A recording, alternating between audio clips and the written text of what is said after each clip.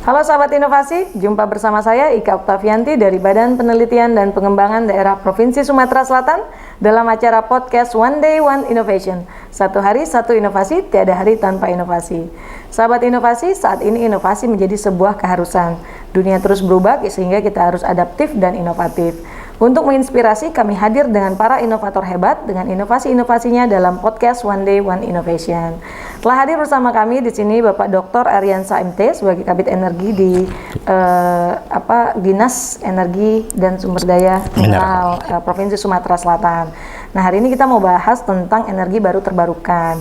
Yang seperti kita tahu bahwa energi baru terbarukan ini sangat penting ya, karena kita berusaha mengurangi energi dari fosil menjadi energi yang bisa didaur ulang gitu. Nah, salah satunya yang akan kita bahas hari ini dari tenaga surya. Inovasinya adalah transisi energi pada sektor energi baru terbarukan di Sumatera Selatan. Nah, bisa dijelaskan nggak Pak Ari, yang dimaksud dari transisi energi dari EBT itu apa? Baik, transisi energi ini dilatar belakangi keterbatasan sumber daya energi dari sektor fosil. Sebagaimana kita ketahui, bahwa untuk minyak bumi, jika tidak ada ditemukan sumur baru, itu kita mungkin hanya bertahan 12 tahun. 12 tahun lagi ya? Batu bara kita hanya bertahan 56 tahun lagi. Jadi apabila sumber daya energi yang tidak terbarukan ini terus kita gali, kita manfaatkan, sehingga kita nanti ke depannya akan kesulitan. Nah, hal inilah yang menjadi latar belakang pemikiran bahwa Dinas ESDM selaku instansi teknis harus sudah mulai memikirkan way out-nya, bagaimana caranya sehingga ketahanan energi di sektor di Provinsi Sumsel ini bisa bertahan. Salah satunya kita memanfaatkan tenaga surya. Tenaga surya ini sebagaimana kita tahu di Undang-Undang Energi salah satu termasuk sumber energi yang terbarukan.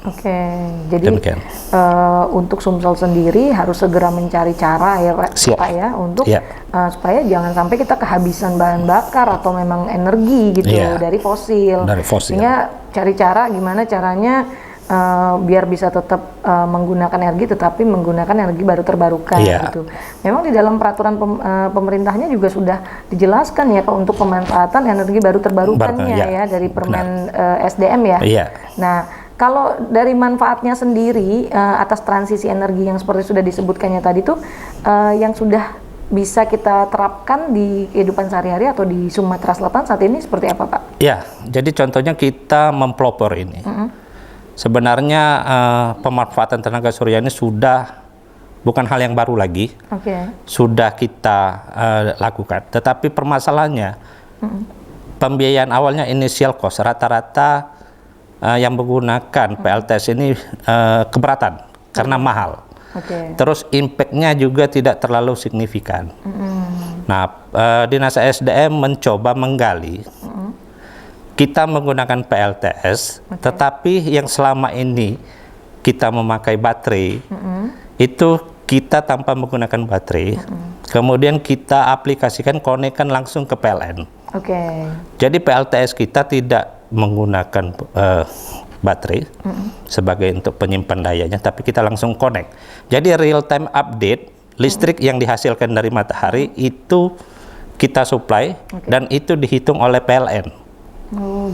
Jadi seumpamanya seandainya kita memakai listrik, beban listrik 1000 watt tanpa PLTS, dengan PLTS rooftop yang sudah terpasang, kita mendapat daya 500 watt dari PLTS, ini kita connect ke PLN, kemudian nanti daya yang kita pakai selama ini dari PLN itu berkurang, yang semula 1000 dikurangi 500, jadi hanya 500 watt daya yang menggunakan PLN gitu, karena 500-nya udah di backup sama PLTS rooftop tadi. Jadi gitu tanpa di saving lagi ke baterai. Jadi langsung otomatis. Pakai real time data tadi gitu ya. Nah, dalam pengerjaannya sendiri, misalnya nih implementasinya saat ini dilakukannya di mana, Pak? Kita sudah mempelopori itu di kantor pemerintahan, dinas SDM, kemudian di kantor gubernur, kemudian sudah kita implementasikan juga di 8 kabupaten kota. Jadi udah digunakan oleh masyarakat juga ya. Dan salah satu keunggulan kita, Ibu Ika, bahwa kita mengaplikasikan pemantauan PLTS ini via handphone.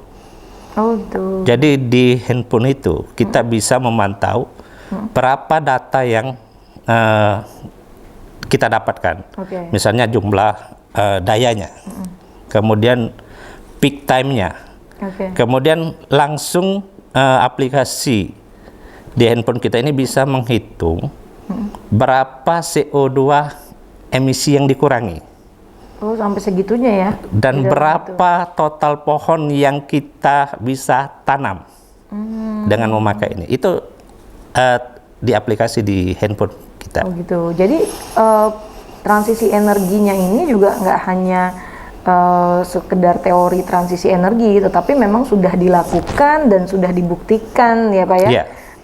Mampu mengurangi beban listrik, beban pengeluaran melalui listrik dari PLN. Benar. Dan juga untuk mengeceknya nggak hanya bantu mengurangi, tetapi dalam aplikasinya sendiri memang sudah terdata gitu ya. Baik dari segi emisi CO2-nya gitu ya, terus pohonnya gitu ya. Berarti udah lengkap.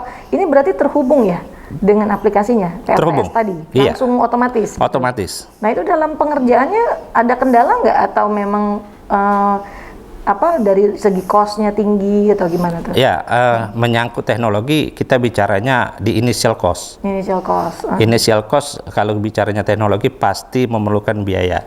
Tetapi seiring waktu nanti setelah initial cost keluar nanti yang kita dapatkan itu feedback cost-nya itu lebih besar daripada modal yang dikeluarkan ya gitu. Jadi misalnya kita dengan memanfaatkan PLTS ini kita tidak perlu berandai-andai misalnya mengurangi penebangan pohon itu sifatnya normatif semua. Tapi kita yang butuhkan itu action real-nya gimana. Itu. Nah berarti memang dalam posisi saat ini implementasi yang sudah dilakukan di kantor-kantor baik 8 kabupaten kota tadi sudah membawa dampak manfaat atau sudah ada report belum Pak dari pengurangan biaya beban listriknya atau gimana tuh?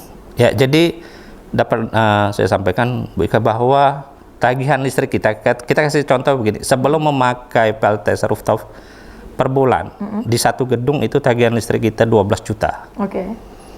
Di bulan sekarang bulan April, di tagihan bulan Maret setelah kita mengaktifkan pemakaian ini, tagihan listrik kita menjadi 3 juta per bulan. Jadi drastis jauh ya, 4 kali lipat ke bawah gitu ya. Jadi atas dasar inilah kami mencoba melanjutkan inovasi ini dalam bentuk peraturan gubernur, yang nantinya seluruh kantor pemerintahan dan kantor pelayanan publik harus menggunakan aplikasikan PLTS rooftop ini. Jadi inti dari program kami itu sebenarnya saving money.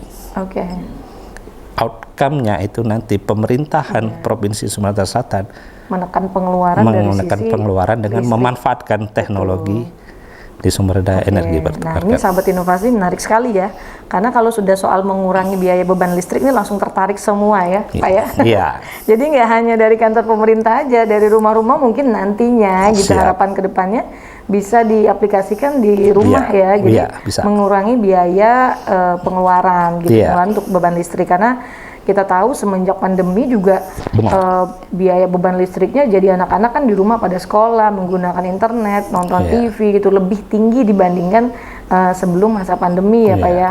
Nah kalau pesan dan kesannya Pak untuk sahabat inovasi di rumah apa tuh? Baik, jadi kami selaku instansi teknis karena berbicaranya soal teknologi tentunya kami tetap membutuhkan support dan dukungan dari akademisi, terutama kawan-kawan ataupun teman-teman yang terlibat langsung di sektor energi. Inovasi-inovasi di sektor energi ini membutuhkan data, kemudian keilmuan, sehingga kami tidak bisa berdiri sendiri. Okay. Yang kedua juga kami juga secara langsung mengucapkan terima kasih kepada pihak terkait, misalnya langsung ke Bapak Gubernur yang telah memberikan arahan untuk segera memanfaatkan sektor energi baru terbarukan. Kemudian juga kepada Kepala Dinas selaku pimpinan yang memberikan kebebasan kepada kami di bidang energi untuk menggali potensi-potensi kita. Terima kasih, Bu. Terima kasih nih Pak Ari udah mampir ke tempat kita. Mudah-mudahan harapan-harapan kedepannya PLTS rooftop ini bisa dimanfaatkan oleh seluruh masyarakat, tidak hanya oleh pemerintah saja. Kemudian kita bisa terus memanfaatkan ya potensi energi baru terbarukan di Sumsel yang sangat besar ya Pak ya. Dan kita bisa langsung mengembangkan dengan adanya dukungan dari pihak-pihak luar, baik dari sisi teknologi maupun dukungan dari kebijakan ya Pak ya. Terima kasih sekali lagi loh Pak Ari udah mampir ini. Kita tunggu inovasi-inovasi selanjutnya apabila memang nanti PLTS rooftop ini, transisi energi ini berkembang menjadi suatu inovasi lain, kita undang lagi Pak ya. Siap. Mau ya? Iya. Insyaallah. Terima kasih Pak Ari sekali lagi. Sahabat inovasi, menarik sekali, tidak hanya teknologi digunakan untuk membantu kita mengatasi suatu masalah, tetapi ini juga membantu bumi kita untuk terus berkembang tanpa menghabiskan energi dari fosil gitu. Tetap ingat, kita punya jurus 4S, setiap orang adalah inovator, setiap masalah bisa menjadi peluang inovasi, setiap solusi harus sinergi, dan setiap inovasi harus konkret hasilnya. Bertemu lagi dengan kami di podcast One Day One Innovation selanjutnya. Salam inovasi.